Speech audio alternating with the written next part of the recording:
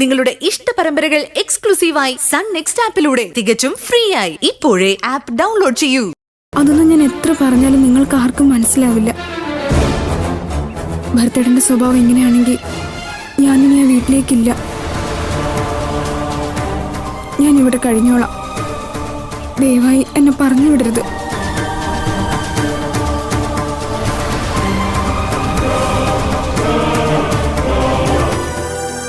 കണ്ടോ അമ്മേ, ഇതാണ് അമ്മ ചെയ്തിട്ടുള്ള പുണ്യഫലങ്ങളുടെ പ്രതിഫലം. നമ്മൾ എത്രയൊക്കെ തള്ളിക്കളയാൻ ശ്രമിച്ചാലും നന്മയുള്ളവരെന്നും നമ്മളെ തേടി തന്നെ വരും.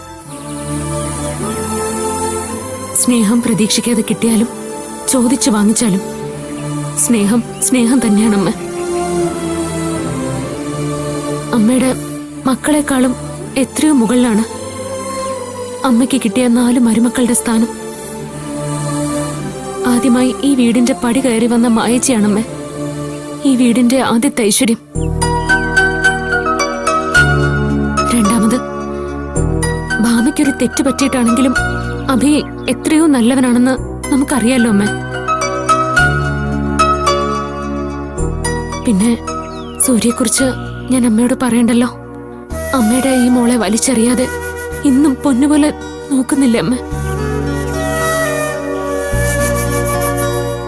ഇപ്പൊ ഇതാ ഇവള് വന്നിരിക്കുന്നത് സ്വന്തം അമ്മയുടെ കൊള്ളരുതായ്മയ്ക്ക് കൂട്ടി നിൽക്കാൻ വയ്യാഞ്ഞിട്ടാ. അതിനർത്ഥം എന്താ? ഇവക്ക് വലുത് ഈ വീടും അമ്മയുടെയും ഞങ്ങളുടെയൊക്കെ സ്നേഹം തന്നെയാണെന്നല്ലേ?